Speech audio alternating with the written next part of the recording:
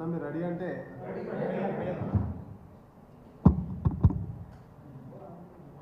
Good afternoon పాత్రికేయ మిత్రులందరికీ. గతంలో ఈ కాంగ్రెస్ ప్రభుత్వం వచ్చిన తర్వాత కంప్లీట్గా తెలంగాణ ఆఫ్ అయింది మళ్ళీ. ఈరోజు తెలంగాణలో ఉన్నటువంటి మైనారిటీ ఆస్తులన్నింటినీ ప్రైవేట్ సంస్థలకు కట్టబెట్టడానికి కుట్ర జరుగుతుంది.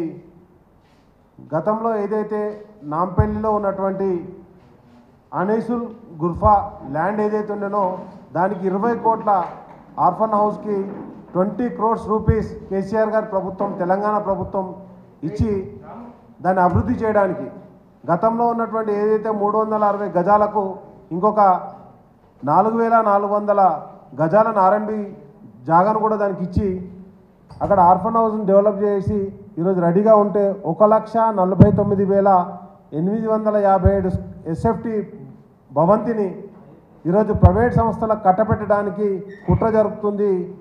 వక్స్ కావచ్చు, లేకపోతే అదైతే Telangana minority welfare schools institute అంటే రెసిడెన్షియల్ ఎడ్యుకేషనల్ ఇన్స్టిట్యూట్ సొసైటీ ఏదైతే ఉన్నదో ఆ రెండింటి ఆధ్వర్యంలో ఉన్నటువంటి ఆర్ఫన్ హౌస్ను ఈరోజు 5 రూపాయలకు మాత్రమే, కానీ వాళ్ళు మైనారిటీ రెసిడెన్షియల్ సొసైటీ ఉన్న వాళ్ళు 30 రూపాయల ఎస్ఎఫ్టీ రెంట్ కట్టి దాంట్లో ఉంటుర్రు.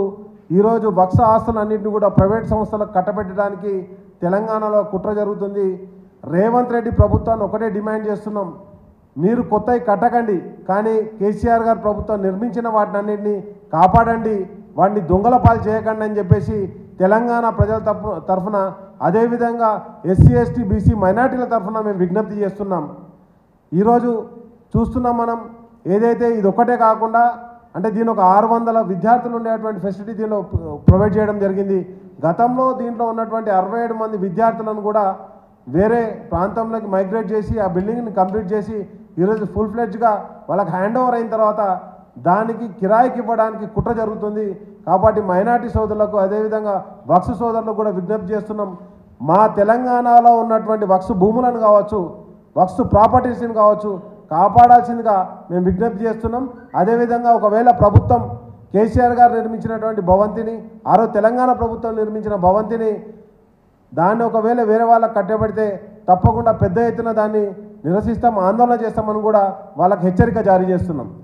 అండ్ నెక్స్ట్ వచ్చేసి ఈరోజు మనం ప్రభుత్వ గురుకుల పాఠశాలలో కూడా చూస్తున్నాం, ఆల్రెడీ మనకు ఒక విద్యార్థి మరణించడం జరిగింది. చాలామంది విద్యార్థులు ఆ ఫుడ్ పాయిజన్ తోటి హాస్పిటలైజ్డ్ కావడం జరిగింది. అదే పరిస్థితి ఈరోజు మైనార్టీ స్కూళ్ళలో మైనార్టీ కాలేజీలలో కూడా ఉంది. కాబట్టి వాటన్నిటిని వెంటనే యుద్ధ ప్రాతిపదికన, ఎందుకంటే ఎలక్షన్ కోడ్ ఉందని చెప్పి కుంటి సాకులు చెప్పకుండా ఆ విద్యార్థులకు సరైనటువంటి భోజనాన్ని అందించే విధంగా ప్రభుత్వం చర్యలు తీసుకోవాలి.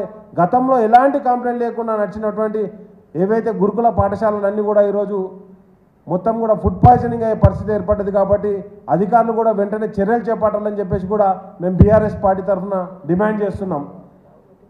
అండ్ నెక్స్ట్ ఏదైతే ఈరోజు వక్స్ భూములు కావచ్చు, అది గురుకుల పాఠశాలలు కావచ్చు, అదేవిధంగా వివిధ పథకాలు ఏదైతే కేసీఆర్ గారు ప్రారంభించినాయి వాటన్నిటి కూడా షాదీ ముబారక్, కళ్యాణ లక్ష్మి లాంటి వాటిని కూడా ఈరోజు కేసీఆర్ కిట్టును కూడా మూలకు పడేసే పరిస్థితి చేస్తున్నారు. కాబట్టి ప్రభుత్వ పాఠశాలలను, ప్రభుత్వ దవాఖానలను, వక్స్ భూములను వీటన్నిటిని కూడా కాపాడాల్సిన బాధ్యత రాష్ట్ర ప్రజలందరి మీద ఉంటుంది. కాబట్టి ఈ కాంగ్రెస్ పార్టీకి రాబోయే ఎంపీ ఎలక్షన్లో సరైన విధంగా గుణపాఠం చెప్పడానికి ప్రజలందరూ కూడా సిద్ధమవుతున్నారని చెప్పేసి మేము ఈరోజు తెలియజేస్తున్నాం.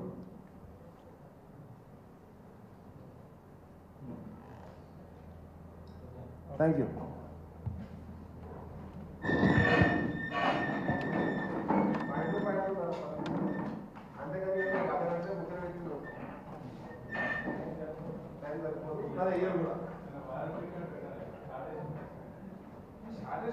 కాదన్నా